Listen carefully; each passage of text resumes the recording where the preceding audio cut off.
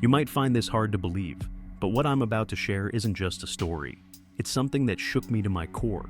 It's not just about a firefighter's sacrifice, but something much bigger, something that changed how I see the world forever. My name is Daniel Parker, and I've spent most of my life searching for truth. But let me tell you, nothing could have prepared me for what I learned during one of the darkest moments in my life. A raging fire tearing through Hollywood Hills, brighter and fiercer than anything we've seen before. The news called it a natural disaster, but deep down, we all felt something was off. It wasn't just the intensity of the fire, it was the eerie feeling that something unseen was fueling it. And in the middle of this inferno was a firefighter who gave everything he had to save others. His story didn't end when the flames were extinguished, though. No, his journey revealed something far more shocking. What happened next? Well, it's the kind of revelation you'd expect to find in the pages of Scripture, not in the aftermath of a fire. The truth wasn't just about what caused these fires. It was about a battle we've been blind to for far too long. And as much as it scared me, it also gave me hope, because there is a way to stop this. But it's going to take all of us waking up and seeing what's really going on. So stay with me, because by the end of this, you'll understand why this firefighter's story is so much more than a tragedy. It's a wake-up call, a glimpse into a world most of us don't even realize exists. And it's a chance to learn the only way we can truly stop these disasters before they consume everything we hold dear. For 29 years, I served as a firefighter in California. Every day felt like more than just a job. It was my calling. I'd wake up before sunrise, grab my gear, and head to the station, ready for whatever the day would throw at me. Fires don't follow schedules, and neither did we. It was unpredictable, dangerous, and exhausting. But it was also deeply fulfilling. Saving lives, protecting homes, there's nothing quite like it. My routine wasn't glamorous, but it was mine. I'd spend weekends with my wife and kids, grilling in the backyard or playing catch in the park.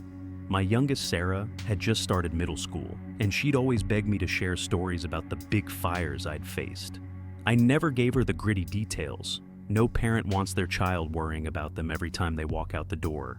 But I could see the pride in her eyes when she talked about me at school. It was the kind of life I was grateful for, steady, purposeful, and full of love. But looking back now, there were signs, subtle things I brushed off at the time. The unusually dry weather that year, the way the sky seemed hazier even on clear days, the endless hum of helicopters surveying the hills. I told myself it was just another fire season, nothing out of the ordinary. Fires came and went, and we were always there to fight them. That's what we did. Then came January 15th, 2025. The day started like any other. I had a quick breakfast with Sarah and kissed my wife goodbye before heading to the station. The morning briefing was routine. Small grass fires, controlled burns, nothing out of the ordinary. But as the day wore on, calls started coming in. Reports of a fire breaking out in Hollywood Hills. At first it sounded manageable, just another wildfire sparked by dry conditions. But within an hour, everything changed. The fire spread faster than anything we'd ever seen. Entire neighborhoods were engulfed in minutes, flames leaping from one house to another as if they had a mind of their own. The smoke was so thick it turned the afternoon into night. We were used to fighting against nature, but this felt different, like something else was driving the inferno. And as much as I wanted to ignore it, a part of me knew that this fire wasn't just another disaster. It was the beginning of something far bigger, something I'd never imagined I'd be part of. What happened next was nothing short of life-changing. It was the moment that tore me away from everything I thought I knew and forced me to face a reality I didn't want to believe. That fire wasn't just a tragedy. It was a revelation. The Hollywood Hills fire was unlike anything I'd ever encountered. As we drove toward the blaze, the sky seemed to ripple with an ominous glow, the air thick with smoke that clawed at our lungs. The acrid smell of burning wood and plastic was suffocating, and the roar of the fire drowned out everything else. It wasn't just the size of the fire that was overwhelming. It was the sheer intensity. Flames leapt hundreds of feet into the air, devouring everything in their path with an almost unnatural speed. I remember stepping out of the truck and feeling the heat hit me like a wall. Even through my gear, it was unbearable. The wind whipped embers around us like fiery darts, and the ground beneath our feet felt like it could ignite at any moment. The chaos was deafening. sirens blaring, people shouting, and the crackling of flames as they consumed entire homes in seconds. It felt like we were standing in the middle of a war zone. But this enemy was relentless, unpredictable, and impossible to contain. As I worked alongside my team, something felt wrong. Fires are chaotic by nature, but this one seemed to have a mind of its own. It moved against the wind, spreading in directions it shouldn't have. It wasn't just burning, it was hunting. My instincts told me this wasn't normal, but I pushed the thought aside. There was no time for questions, only action. Then, it happened. We got a call about a family trapped in one of the houses on the hill. Without hesitation, I and 2 others headed toward it, weaving through a maze of flames and debris. The heat was unbearable, and every step felt like wading through quicksand. By the time we reached the house, it was clear we didn't have much time. The fire was closing in, and the structure groaned under the weight of the flames. Inside, we found a mother and her 2 children huddled in a corner, their faces streaked with soot and fear. "We're going to get you out of here," I told them, my voice steady despite the chaos around us. We managed to get them outside, but as we made our way back, the fire seemed to explode. A wall of flames cut us off, trapping me and one of my team members inside. I can't describe the fear that gripped me in that moment. My heart pounded as I searched for a way out, the smoke choking me with every breath. My partner was shouting something, but his voice was drowned out by the roar of the fire. Then, the floor beneath us gave way, and I fell into darkness. For a moment, everything was silent. The pain, the fear, the chaos, it all disappeared. I was suspended in a void, weightless and disconnected from everything I knew. But the darkness didn't last. Suddenly a light appeared, blindingly bright but impossibly gentle. It wasn't just light, it felt alive, like it could see into every corner of my soul. It was warm, comforting, and overwhelming all at once. And then I heard it. A voice calm and steady, yet filled with unimaginable power. It wasn't speaking words, but I understood it perfectly. It told me the fire wasn't just a disaster, it was a warning. A battle was being waged, not with flames and water, but with forces far beyond what we could see. And if we didn't wake up, if we didn't fight back, this was just the beginning. When I woke up, I was lying outside the house, my partner shaking me awake. The fire was still raging, but something had changed. I felt different, like a veil had been lifted from my eyes.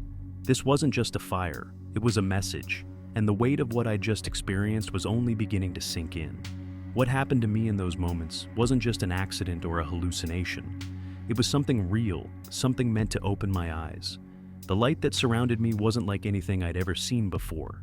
It wasn't harsh or blinding, but it wasn't just light either. It was alive. It pulsed with energy, warmth, and something else. Understanding. It felt like standing in the presence of absolute truth. And then the voice came again, steady and calm, but filled with unimaginable authority. The voice revealed to me that the fire I'd just been battling wasn't merely a physical phenomenon. It was a symptom, a warning sign of something much deeper. These flames weren't just fueled by dry weather or carelessness. They were manifestations of something darker, something spiritual. I was shown images, glimpses of how human actions, our greed, anger, fear, and apathy had created openings for this darkness to grow. It wasn't just about the Hollywood Hills fire, it was about everything. Our choices, as individuals and as a society, had consequences far beyond what we could see. I was reminded of a simple but powerful truth. Light and darkness cannot coexist. The darkness that fueled these fires was thriving because we had allowed it to. Every act of selfishness, every decision made out of fear or hatred was like adding fuel to the flames. It wasn't just about natural disasters. It was about the battles we face every day, in our homes, our communities, and our hearts. And unless we confronted it, this darkness would continue to grow, consuming everything in its path. The voice revealed to me that the fire I'd just been battling wasn't merely a physical phenomenon. It was a symptom, a warning sign of something much deeper. These flames weren't just fueled by dry weather or carelessness. They were manifestations of something darker, something spiritual. I was shown images, glimpses of how human actions, our greed, anger, fear, and apathy, had created openings for this darkness to grow. It wasn't just about the Hollywood Hills fire. It was about everything. Our choices as individuals and as a society had consequences far beyond what we could see. I was reminded of a simple but powerful truth. Light and darkness cannot coexist. The darkness that fueled these fires was thriving because we had allowed it to. Every act of selfishness, every decision made out of fear or hatred was like adding fuel to the flames.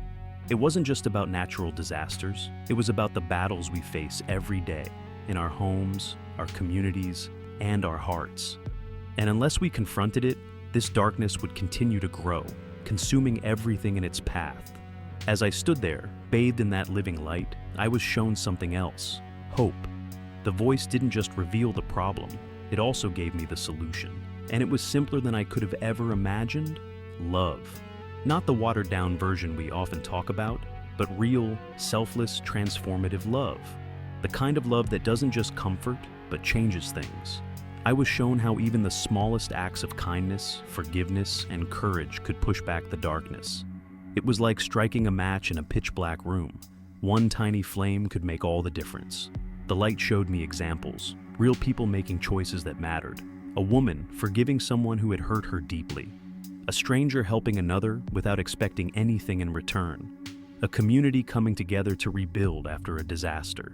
These weren't grand, earth-shattering actions, but they were powerful. They were proof that the darkness, no matter how overwhelming it seemed, could be defeated. But it wouldn't happen on its own. It required all of us to step up, to choose light over darkness, love over fear, and hope over despair. And then the voice spoke again, this time more directly. It wasn't just a message for me, it was for all of us. "You are the light of the world," it said, echoing words I'd heard in church, but never truly understood until now. It was a reminder that each of us carries a spark, a piece of that living light within us. But it's up to us to let it shine, to use it to fight back against the darkness that surrounds us. When I came back to consciousness, lying on the ground outside that burning house, I felt like a different person.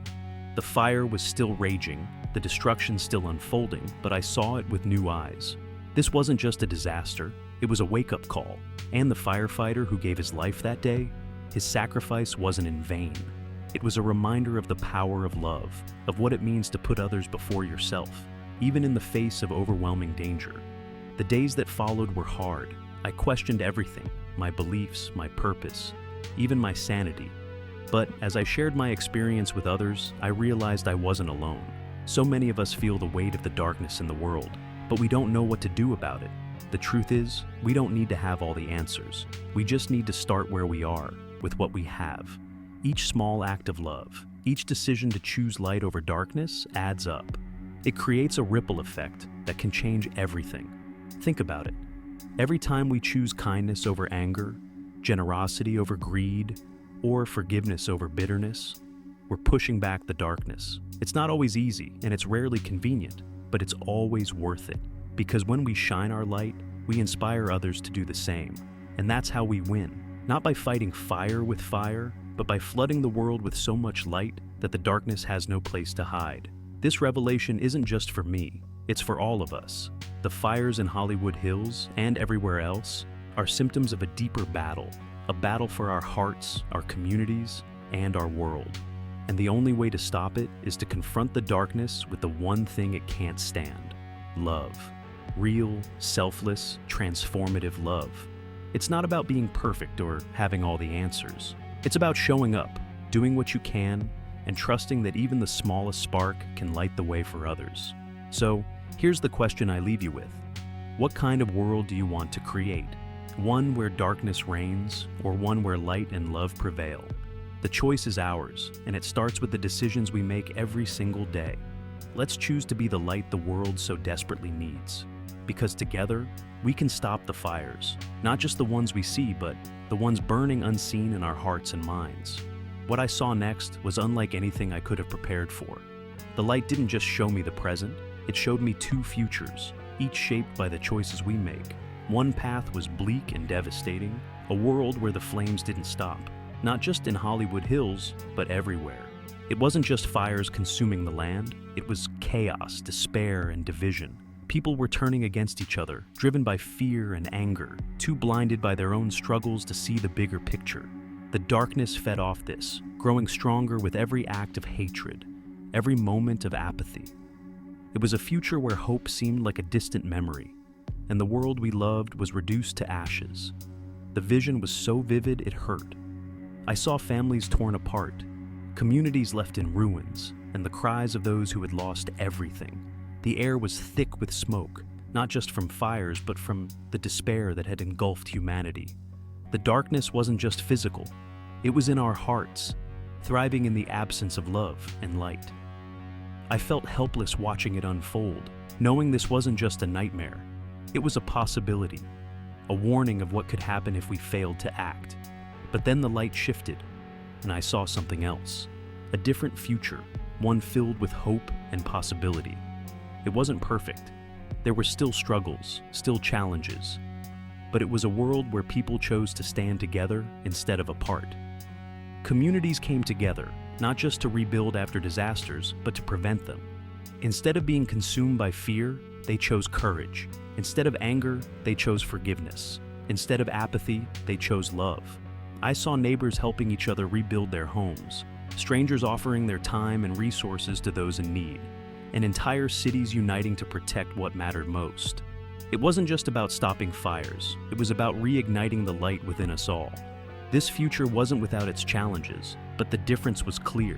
When people chose love, the darkness had no power. The fires didn't stand a chance against the strength of their unity. The emotional weight of these two futures was overwhelming. I could feel the despair of the first and the hope of the second, each pulling at my heart. The voice returned, steady and calm, but filled with urgency. "The choice is yours," it said. "Not just yours, but everyone's. Every decision you make, no matter how small, moves the world closer to one of these futures. The path won't be easy, but the light within you is stronger than the darkness around you." This was the climax, the moment everything became clear. The future isn't written in stone, it's shaped by what we do today. We can't control every disaster, every tragedy, but we can control how we respond. And if we choose to respond with love, with courage, with unity, we can create a world where the darkness has no place to thrive. As I returned to consciousness that day, lying outside that burning house, I knew I couldn't keep this to myself. The firefighter who gave his life in that fire wasn't just a hero. He was a symbol of what it means to choose light over darkness. His sacrifice wasn't in vain, and neither is ours when we decide to do the same. So here we are, standing at a crossroads. Two futures lie before us, one of despair and destruction, the other of hope and renewal. The choice is ours, and it starts now. Which path will you take? Because together, we have the power to shape the world, to extinguish the flames of fear and anger, and to light the way for generations to come. Let's choose the future that brings life, not destruction. Let's choose the light. Reminder of the fragility of our world and the choices we make every day that shape its future. What I learned through this experience isn't just a lesson for me, it's for all of us. The darkness we face, whether in the form of natural disasters, division, or despair, isn't invincible, but confronting it requires us to act, and to act now. The firefighter who gave his life that day didn't hesitate to put others before himself. His sacrifice wasn't just about saving lives. It was a testament to the power of love, courage, and unity. And now it's up to us to carry that same spirit forward. We may not all be able to fight literal fires, but each of us has a role to play in pushing back the darkness. Whether it's through kindness to a stranger, standing up for what's right, or choosing hope in the face of fear, every small action adds up. But we can't afford to wait. Time is running out, and the consequences of inaction are too great to ignore. This isn't just about fires or disasters. It's about the kind of world we want to leave behind. Do we want a world consumed by fear, anger, and division? Or do we want a world where light, love, and unity prevail? The choice is clear, but it won't be easy. Change starts with each of us, in our homes, our communities, and our hearts. It starts with recognizing the power we hold to make a difference, no matter how small it may seem. So, I urge you, don't let this moment pass. Reflect on your choices, on the light within you, and on the future you want to create. These fires are a warning, but they're also an opportunity. an opportunity to turn back to what truly matters, to reconnect with each other, and to reignite the light that can push back even the darkest shadows. The road ahead won't be simple, but together, we can build a future where hope triumphs over despair. The decision is yours. Let's choose the path that leads to life, love, and a brighter tomorrow.